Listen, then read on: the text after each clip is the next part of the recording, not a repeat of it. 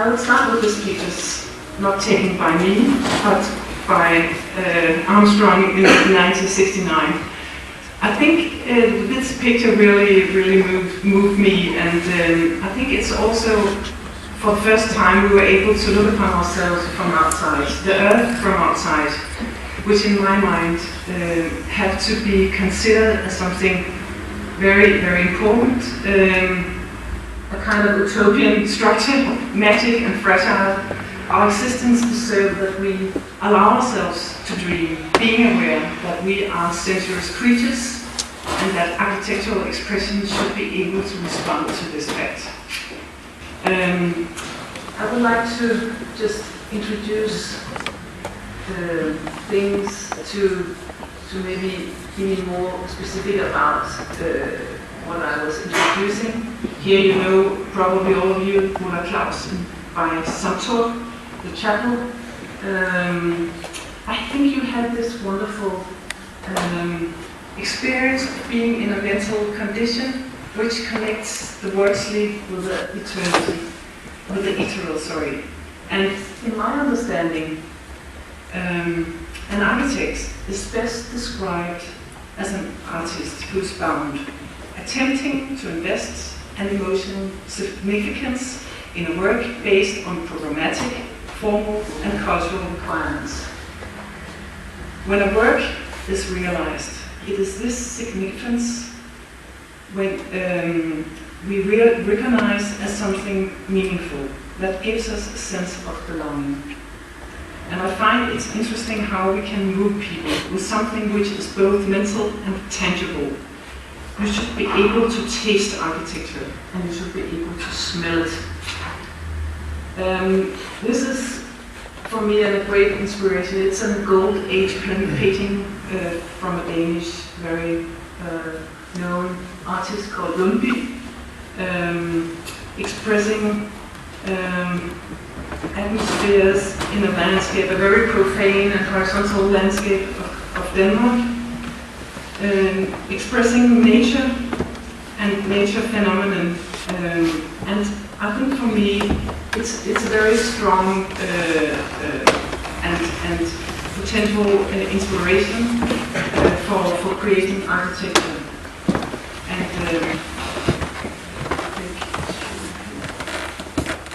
I think we should be aware of that when we might allow ourselves to reconsider or negotiate the idea of the city. Find nature as a potential maybe to import some elements to express a more sensuous movability in all scales from small to big. Yes. So we're here. Back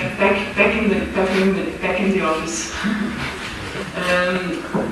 For us, we were introduced as a long existing company or a studio. We have now been working with architecture for almost 30 years, and for me it's very important, and for my former partner Boye, when we founded the firm, it was very important for us that we could create a structure of a studio that first of all was a kind of educational practice, taking all what we experience in our educational practice in the school with us into the office, being able to share visions, to be doubtful together, and also to make a lot of experimental things, working with architecture without knowing where we should end, and also we have to share that, because normally architecture is developed within a group, so you have to define visions together, being able to share that. And of course architecture is sharing. You have to share with your partner what is the ideas, we can go for this, not to share maybe the solutions, but knowing where to go, or maybe the idea of where to go, because you have a programmatic feeling of what's important, what is values, and then being able to share that, first of all with your people around you, with the people for us here in the office, and then with the clients, and then with the collaborators, so you are all in the same boat. Traveling, I used to say that's a kind of traveling. We enter a boat, and when we are reaching the goal in the final harbor destination, it would be completely different crew on the boat. Everybody would have another mental awareness of a potential for what to do. And to share that, you really have to bring people together. So our idea of having a studio was to have a kind of family where everybody has different duties, but everybody has the same spirit. And to do that, you have to do a lot of exercising, for example, having study trips, field trips, to bring people closer together, allowing themselves to be doubtful and being honest and feeling very, very comfortable.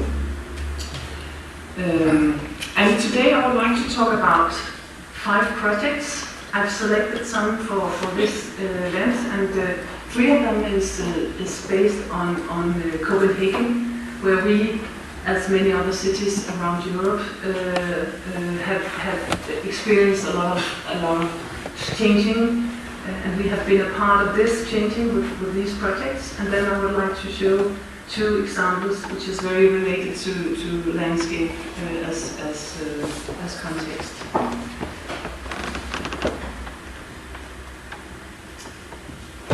Once in a lifetime you can be lucky, having an invitation to do something where people expect the best. And we have, at that time, where we had this invitation to join a competition in Copenhagen for a dormitory for 400 people. We were so amazed about the generosity of this program, because the client, who was a Nordic bank, who was able to give a gift to young people in Copenhagen by creating a building for young people. They just had a lot of research to how to build dormitories, because in Denmark we didn't build for a long time dormitories.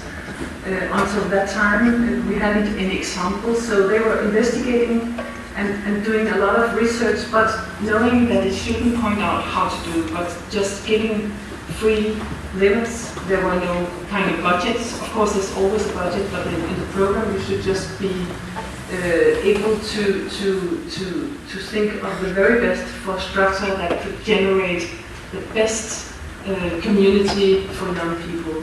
A future role model for maybe both national and international other dormitories. So this was really, really a challenge. I think that we should allow ourselves to have that kind of programs. Maybe the client is not giving us this, but maybe taking the advantage of thinking like that, because it raised such a power in the office, having this kind of expectations to what to do. So for the first time we really did what we think we could do, and not what we thought the client would expect us to do. I don't know if you know Copenhagen, but it's a city. It's a little bit bigger than Geneva, but it's about 1,500,000. Low, medieval, very dense, no high-rise. We have few changes through the years, but like you, it's a very conservative society. So we have no really big failures. Of course, there is some, but maybe they can be rethinked. So we still have a great potential for a city like Copenhagen. And this is an urban development, Ørestad, which is one of the new developments. I think it's difficult, just to be honest. The construction of this urban development is more designed by designing a structure than to have awareness of the need of human beings, how to act in such a position, how to act in such a site, because the city at that part is not very dense. It's taking the northern part, you can say, in the upper part of the red line. It's connecting with the old and central city of Copenhagen, but it's a stretch taking more than 7 kilometers altogether. This is just the northern part. It's difficult to make a city as a long stretch. And it's attaching a part of Copenhagen which is very low. It's more like one family housing, small garden structures, and then you have this urban structure which is too small to really be a city. And you could say one of the advantages of the site is, and of the development is that they are so connected to the recreational areas. You can see the left side. There's a green big area which is listed, so you can't build there. So all the parts is built have this wonderful relation to nature and to recreational qualities.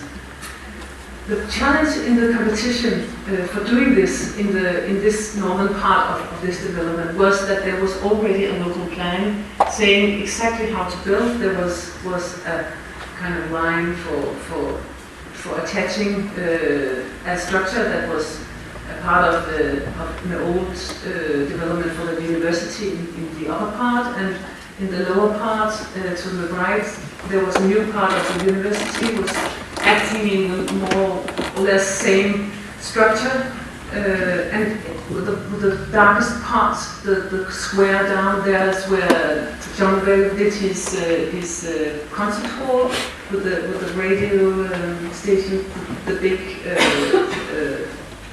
commercial radio station in Copenhagen. And this structure shows, I think, some of the problems that it's all buildings that are standing shoulder by shoulder. Nobody shares hands. So there's no spaces really. And in relation to doing a dormitory, we were very keen on thinking of the best organizing of people. Of course you can't organize by doing 2 lines that are not connected.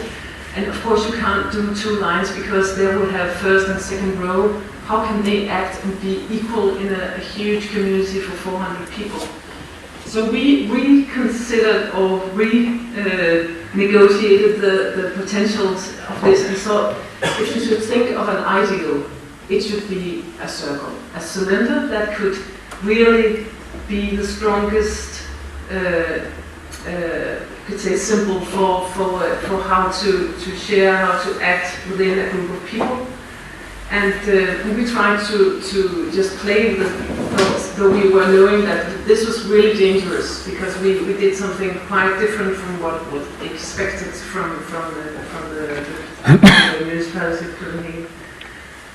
Here we tried to deal with the circle because also it's scaring. It's a very stone geometry. How do you enter a circle? So of course you can't have a main entrance. You have more than one. You have maybe 5, like here. So you're grouping the structure into 5, having 5 equal elements, which could function very well within a huge group of people, like 400. So we tried to see how could this work within the context if you allow yourself to dream a moment of doing this.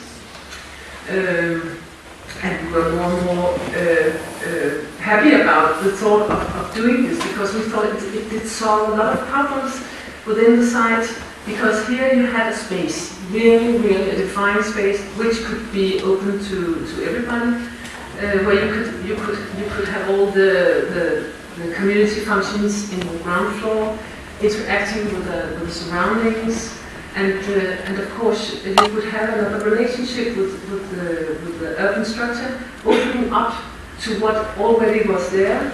The university had the canteen just right of the circle on the other side of the canal, so you could have light and a kind of awareness of the nature brought very deep into the structure. and the circle could act as a cogwheel, almost driving all the energy from the field into the city. So we thought it had a great potential. So we started doing the competition with this schematic approach. And of course, you think at that time we didn't find any references. We thought there were few that we wouldn't really be compared to. Colosseum or something, which is not circular, but wow. But in China, we by coincidence found a culture which was so interesting because it was in fact community structures for big families.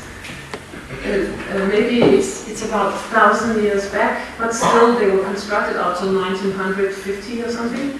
Containing families, and of course they were built like fortifications, so they could protect from enemies. So they had a kind of approach, but we found them very, very inspiring, and we continued the competition, and fortunately we won it. But there was a little bit of problem with the local plan, but they decided that they would try to go for a change. So they thought the idea was worth trying to maybe do the change for this. And of course, to incorporate this discussion about individual and community, you have to really be aware of how to organize these two elements so they can really reflect and improve each other and reinforce each other. And in this case, of course, we wanted all units, all you could say people, to be expressed by a unit, like an eye facing the outside world, and then bringing the energy into the community within the building. And there you had a bigger, you could say, a structure that represents a community of 12 people, constructed in 2 layers. So you have a construction needed within the cantilever exercise, which was very challenging. But this was an interesting composition of having the individual outside and the community inside. And of course, inside interacts and facing each other. And there you could have a lot of activities, and you have the more privacy outside the circle, like you can see in the plans. Very, very easy. And when you first kind of just follow the structure, give your heart to the structure that you have created, then it almost draws itself, because it has such a powerful rule set that you have to respond to. And for example, here we have the radials as a structure that allowed us to divide all units into small units, and then by moving them, as you saw in the first facade, we also obtained a kind of a crystalline structure, which allowed us to break the monumentality and also being more, you could say, sharing with the surroundings. And here you have, by taking 3 positions, you have the same unit, prolonging it in 3 positions.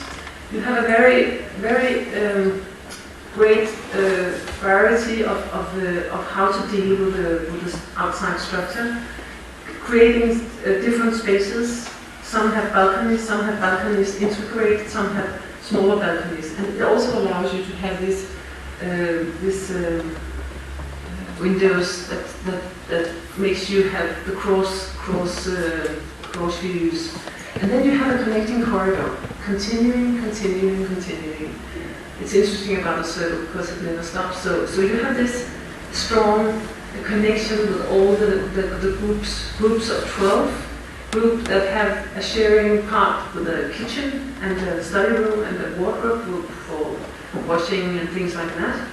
And in the ground floor you have all the community functions, which is here a program of major quality, not really seen before in such a quality. They have music rooms, they have computer rooms, they have kitchens, they have a cafe and a restaurant festival room, and they have biking rooms, and they have a washing room where everybody can just join, and of course this is extremely high quality, but the idea of just organizing seems so easy, and it really functions so well that you have it all related to the inside courtyard, which of course is a mix of privacy and semi-public and public. During the day it's very open, and through the night they will close it off so you have more privacy. And the structure, which allows you to work with a structure that is very straight, and then you have the rhythm of the units working and interacting together, creating a kind of landscape, a wall, a bird's cliff, or whatever you can compare it to, where you're allowed to be upon, underneath, and beside. So it's all integrated in the functions of the building. And the construction was also a very interesting process. Slabs, going from slabs to columns that allow penetrating in the ground floor, also allowing you to have a kind of flexibility to how to move and to touch the building, but still you have this tectonic, very strong structure, allowing you to have a view to the courtyard. So you have not a corridor which had functions on both sides. You have functions on one side and view to the courtyard on the other side, and then you have punctually the three functions of community, which make the space interesting to express, to experience, because you have this dealing with light and a little bit darker, and then you have the functions very integrated, like you can see here. And of course it's difficult to draw a building that had this geometry, so a lot of models were made. We used to do a lot of models in the office, and this was a more presentation model maybe, but it shows how you have the node line, more or less, like a structure, and then you have the rhythm of the units interacting and playing, allowing all these interesting spaces to be expressed beneath, within, beside, and underneath. So it gives a lot of potential for the building. And it's all connected, like I said, with the corridor. And then one of the main focusing was also to treat materials in a way that you still have a feeling of very honest materials that can take this rough use, and materials that can patinate beautifully, materials that are very natural, that can respond to their own character of being material. So here we had a combination of tapestry of a wooden wall that are designed by two artists. We integrated in the process, and it's changing from the ground to the upper floors with a lighter what we call it, kind of structure, which is taken from Japanese flowers, tapestries, and then scales to big scale. But the building contains a very few materials, and you have this basic spaces, roughly done with great qualities of kitchens where they all can share and do things together. And one of the ideas from the client was also that we shouldn't have small kitchens in the units. They were all supposed to be kind of educated in sharing, being a community. So nobody should have the chance of being lonely or separate in the units. So they should have all their functions there, their study, their privacy, but they should do things together also. And that really works fine. The kitchens are a little bit bigger than the group of 12, so they are able to invite each other. And also they have decided to do, instead of doing study rooms that are just for a group of 12, they have invited the whole dormitory to join, so they have pointed out special, let's say, themes for every study room. So they have a room for journey, a room for art, a room for a library, a room for music, so they can share it, so they come and visit each other in the whole dormitory.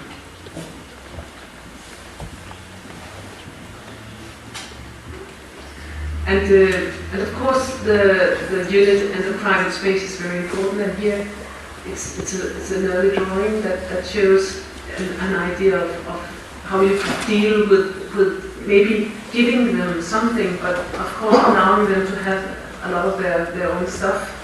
Having a wall, a wooden wall that integrates all functions like sleeping, studying, bathroom, wardrobe, and then allowing them to feel free to do whatever they would. Of course, the storage thing is also so important in such a small, you say this is a big space in comparison to other dormitories. I think this is between 25 and 35 square meters altogether. And here you can see the wooden wall in three dimensions where you can move the wardrobe, and then you have a bathroom that's separate, the more private part where the bed is integrated, so you can have the cross view to the building without being just exposed to if you would like to have the door open, you can still have a privacy in the space. And it's all about this dealing with individual and community, privacy and public, and of course the courtyard also has to deal with these ideas of how to share and how to invite people, but it functions very well. And they have the two parts. One part that is very closely connected with all the functions in the building, and a part that are more as a kind of sharing where the people from outside comes and joins the courtyard. And sometimes they also do events. They have concerts, music, and theater, and events, just parties where they invite the whole city to come and join. And it's an ongoing thing, and a very important part to have awareness when you plan and do master planning, that you have a mix of use. Maybe it's obvious for everybody, but sometimes people forget it. And of course here you have really a lot of educational buildings around in Ørsted, and yet not so many dwellings. So you are still looking for a mix, and maybe also a more a variable scale, because everything is more or less on the same scale. But maybe in 30, 40 years the city have a chance to be developed. But now it's still different or difficult. Sorry. But this is a very important part to be a kind of motor for city development. but when we do planning and when we do architecture, we should be aware that everything is connected and everything really relates to each other in nature and in architecture. I used to say connecting borders, floating borders, and of course you have, like me, I'm an old school educated architect, where you surely had to relate to the surroundings, being aware of what was the neighbors, what was the structure, topography and typologies and all these things. And also it's important that you're aware of the movement and the livability in cities. So when you do work like master planning, small scale, big scale, you really have a problem because we can't just say we have a site here and then cut. You always have to relate to your neighbors and to what's outside. And in this case, our office has been involved in a lot of different scope of work through the years. We have been, you could say, educated by a lot of social housing projects, which gave us a lesson of how to use very little money to create quality. And we had a lot of work with master planning and also industrial things like power plants and purification plants and culture projects, schools. But I think the most interesting is doing urban planning and sometimes having the potential of bringing some things into realization within these structures, because it's really what matters. And it's also important that you create a scene for something to happen that are more profound than just a design structure. And here you see we have the green structure, sorry. And it's in the middle of Copenhagen, very, very centrally situated along the harbour front in the south of Copenhagen. You could say more or less the entrance from south to the central Copenhagen. The Minister of Culture was supposed to do the new Riksarchives there, and with regard to having these integrated in a decent manner, they decided to do a competition, an international competition, and we were invited to participate.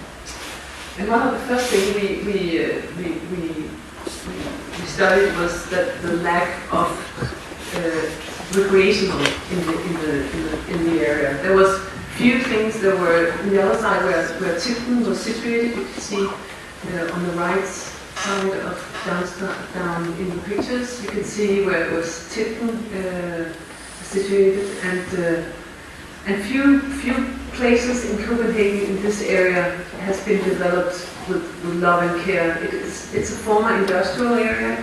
It's been going through a rush development that really didn't take care of human needs, but just pushed, and a harbourfront which was lost of opportunities. So we thought that you should really be aware of how to deal with another kind of starting that could maybe serve or create another potential for a new urban structure. So we extended the sites in our mindset, saying that this was a former train terrain at Tranberg, where you could see in the future that you could have urban development. So we thought that if we could connect the very center of Copenhagen with a new green infrastructure, then we would have connection to a very important part of the southern part of Copenhagen where a lot of people live and work. So we proposed the idea by doing a landscape. A landscape that we proposed raised from ground until 8 meters, with a lot of storage, parking functions underneath. In the plan there were some existing buildings, industrial buildings and former domiciles that should be integrated.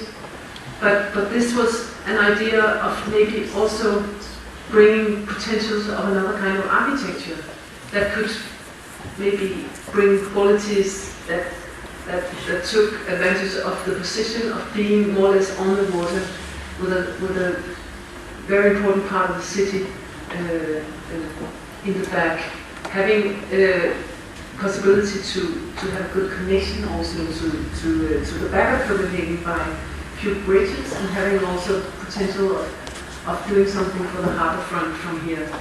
So 2 minutes from the main station, this had a potential for the future. So we decided that in the competition we would like to work with spaces that created a corridor that could protect the area from huge traffic and both noise and pollution from this area was really a challenging thing. So we decided that we could, by raising the terrain, working with a raised landscape where you could build and connect structures through the landscape, and also you could connect to the landscape, bring the landscape in a topography from 1 to 8 meters. And ending up with a point where everything started, just a structure that really was an important part for being more or less in the center of Copenhagen, showing a potential of a new infrastructure, an infrastructure for bikes and for pedestrians that could relate to this southern part of Copenhagen.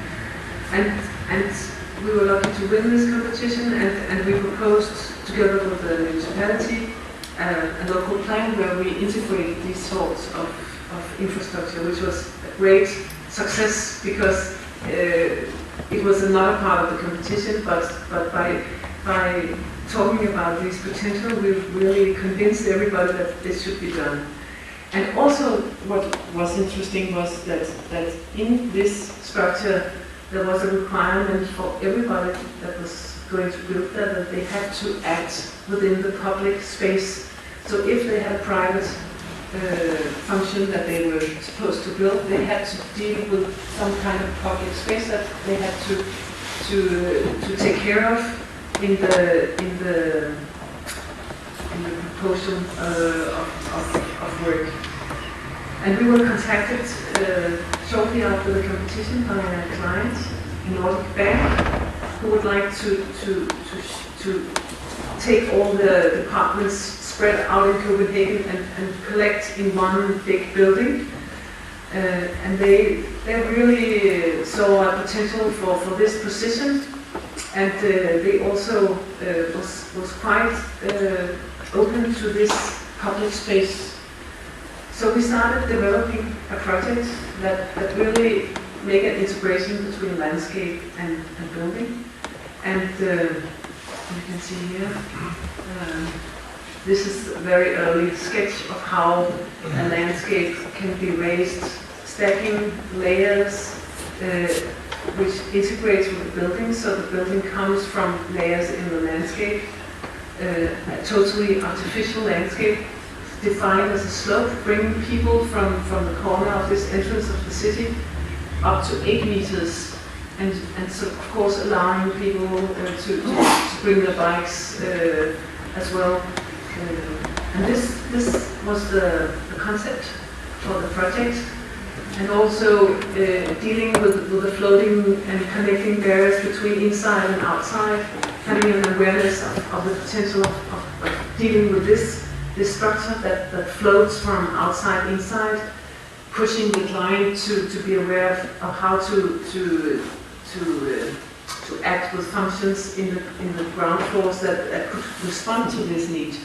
First they had a bank, of course it's a very closed introvert function, but we tried to push them, and then they put some auditoriums and their canteen outside, so they have a kind of indoor-outdoor life which responds to this.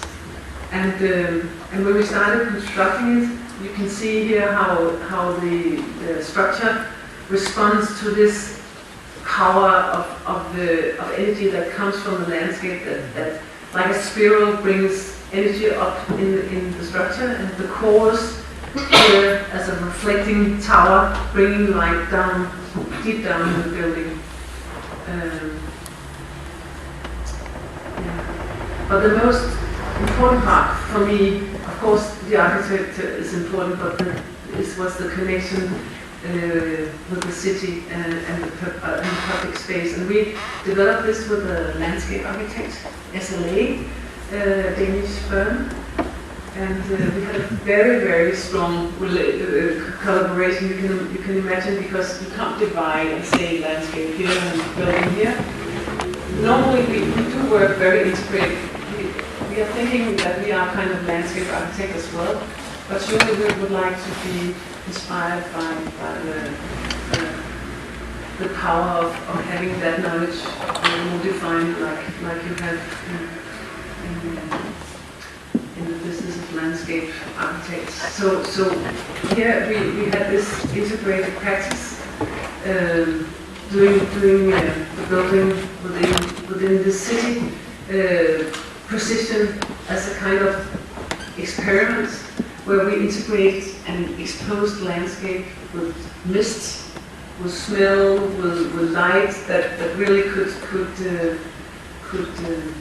expose the awareness of landscape, bringing it with this slope to be a very exposed part, so people really could see what was happening here. And also inside the building, the building really responds to this stacking of the slope, bringing people from the entrance up to the first floor by working with figures like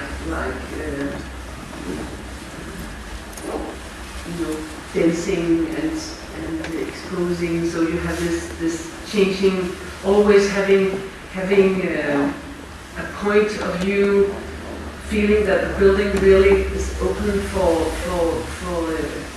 use and a lot of light, daylight within the building.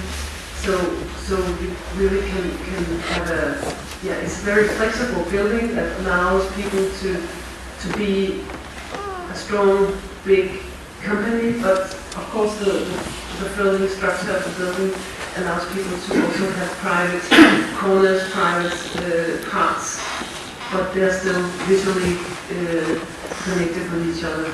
And you have always the feeling of being connected with the top and the ground through these cores, which we convinced the clients should be left like they were done, in sliding forward, trying to work with less material as possible, because of course having this discussion about what is sustainability, I would say of course it's how you work with materials, how you work with climate, but of course it's how you work with architecture. Doing architecture that people really take care of and like is the most sustainable start. It's not adding a lot of technical stuff to bring the CAO down to level 0, but more like being responsible to how you deal with materials and their ability to just be materials. So we thought it was a very interesting process, using this as an exposed figure in the building. I think we are, like Swiss architects, very fond of detailing, and we also like the hand. Of course we are industrial raised, but still it's very nice to combine things. And this building, we had the opportunity to work with both industrial and the hands work. So here it also makes sense that we had to be very strict about scale. So every floor is expressed through this raised clad with copper. Will of course patinate in a color that more or less go within the building in the future. And you have a skin that also allows the light to enter the building in a very random way, responding to the idea of having this nature as a kind of metaphor for the buildings, like filtering the sun through the branches. but for me, what was the best with this project was when it was finished. Shortly after, it was on the website for the best skater park in Copenhagen. And then the client firstly thought, what do I think about this? And then we discussed it, and they decided to be generous and open. And they decided that they were allowed to be there, and they did a lot of discussion with them, saying, how can we deal with this? So you can be there, you're allowed to use the toilets. We don't want you to pee in the corners. We don't want you to put waste around the building. So collect the waste in the weekends in the corner there. So we'll bring it when we come Monday morning. And all these things are working so well. And I think that's a part of being aware when you create architecture, that it should be used, it should be usable, it should be livable, it should be, of course, responding to a new interpretation of architecture, but always you have to be aware of the human need behind this. And of course, for us, it was interesting also to bring this sensuous part of nature within the very center of Copenhagen, creating a kind of space where you can just relax, you can just stroll through, you can play, you can just be there, and it's important for our public spaces that we are aware of these potentials. And for me, nature is not wood or trees, especially. It's all the elements that nature gives us that you can expose and work with an awareness of the enormous potentials that's within it. And this is the last project I will show you from Copenhagen, the Royal Playhouse. It was an open international competition 10 years ago. And it was a very interesting development, because Copenhagen, like many other cities, developed with the suddenly awareness of the harbourfront's potential. So a little by little, the harbourfront was changed from industrial and transportations into more recreational, you could say more or less cultural access through Copenhagen. And here we are closely connected with the Royal Castle. You can see in the corner right in the picture you have one of the most beautiful rococo castles in Europe, and in the axis of the Marble Church, and on the other side we have the Opera House. So this was a very important part of Copenhagen that was supposed to be developed. It used to be ferry terminal for boats going to Norway and Bornholm, the small island in Denmark. So it wasn't used, it wasn't connected with the city, so this was a chance to connect it for the first time within the city. And as you can see in the left corner below, there were several positions you were allowed to work within, giving very different descriptions, or you could say exposures of a theatre. And also you had to rethink the function of the theatre. Today it's not only today it's a public space, it's a cultural house for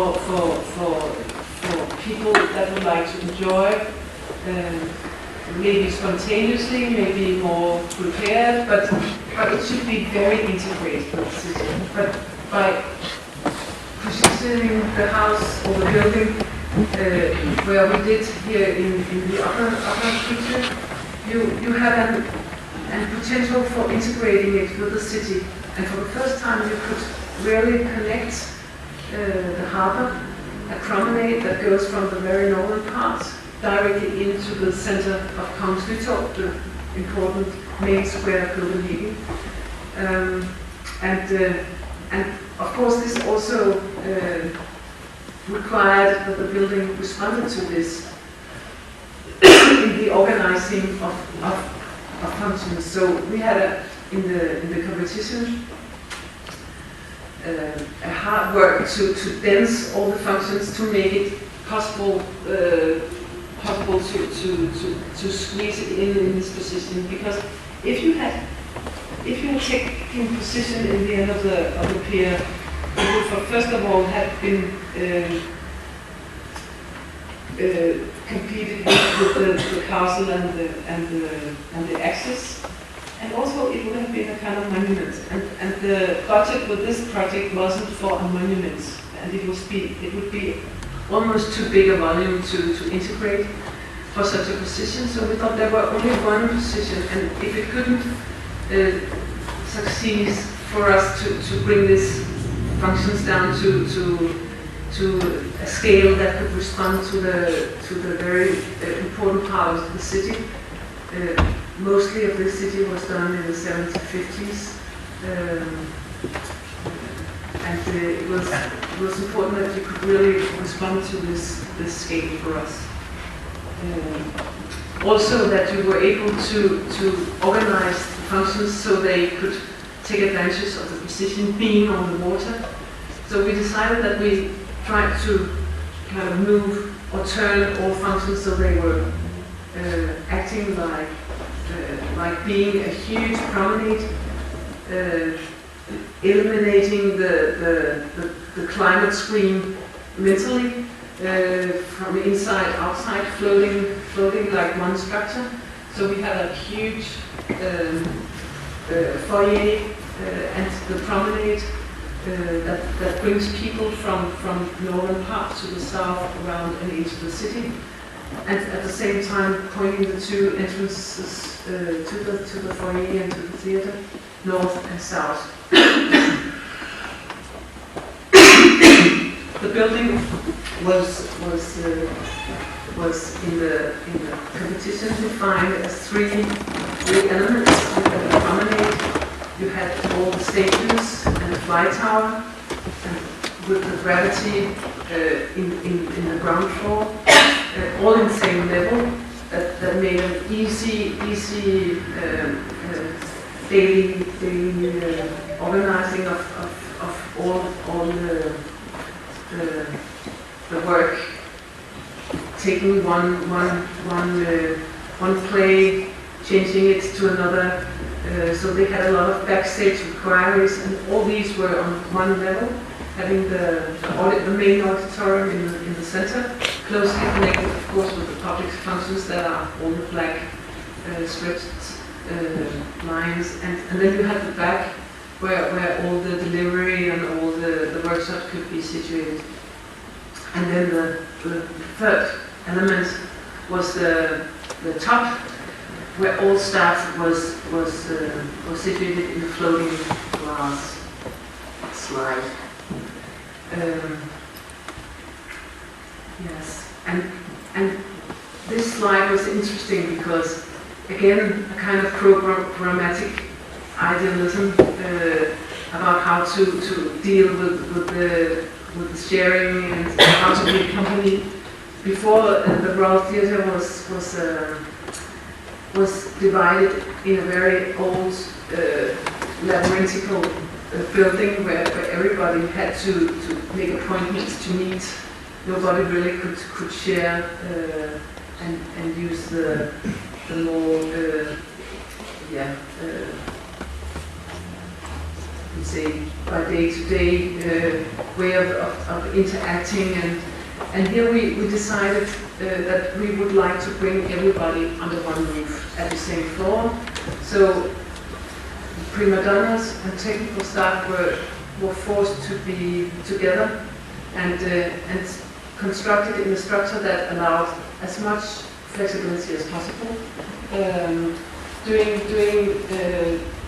structures around the fly tower and the auditorium with kind of box structure. So you have something that's inside, something that's outside, but you have this feeling of cross view through the building, and you have the three corridors that connects land to the water. Have a lot of potential being on the water with such a function. And here you can see the section where you have a very dense auditorium with a lot of intimacy, and you have the beam or the steel construction that allows all these functions to be flexible. And the fly tower. The fly tower is also moved a little bit into the auditorium, which allows that you can play like the globe. You can do mostly plays today are normal proscenium, but here you can do both if you would like. And here you've got, you could say, sure, you have the theatre machine as a function, very important, and it's a very specific function, but it's very integrated within the city with the position at the water, so people can really have an experience of being a part of this without maybe being guests in the theatre. They can just join maybe the restaurant or the cafe, but surely it's interesting if they get into the theatre. Of course, it's a part of the game. Here you have the foyer as a very open and connected structure, and for us it was important in the lighting concept that we were working with the materials and surfaces that were dark, so they weren't mirroring themselves. So the lighting concept is a little bit dark, where the facade divides the promenade to within the foyer, and therefore you allow people to have the view of the city, embracing the foyer. And of course, also you had to prepare your eyes to go into the very heart, the chamber of heart, as you could say, as the auditorium is. This was not developed in the competition. It was developed later, because of course you know things changes and requires changes. But what was formulated very early when we designed it was intimacy. That 700 people should be able to be on the foot of the actor, and the actor should see people, see eyes, experience people very close, so you have this intimate feeling of being together. And also therefore we had the circular structure that allow people really to feel that they are part of something, entering this experience. And we worked here with materials that were specially designed for this. So we allowed ourselves to use brick. Brick was obvious because there was, along the harbour front, there was a lot of buildings that former war houses were built with a lot of quality. So we would like to respond to this material, and also that the material would respond to that the foyer is an outdoor space, and inside this cave you have the same material. So it's not very used, I think, to use a heavy, strong material, because we normally have materials that can reflect and can be movable, so you can just change them. But here you have a specific function, which always is theatre, so you have an acoustic requirement on 1 second, which allowed us to work hardly from the very start, from the beginning, with a layer of bricks that responded exactly to this. So if you dare, there's a lot of potential, but of course you're a little bit scaring about do the acoustics be able to really measure these with their computers? But fortunately it worked. So the layers, the bricks, is exactly the response to the requirement of the acoustics. And we developed this brick within the process. It took more or less 2 years to do it, and it was great to be able to end up with something with a quality that is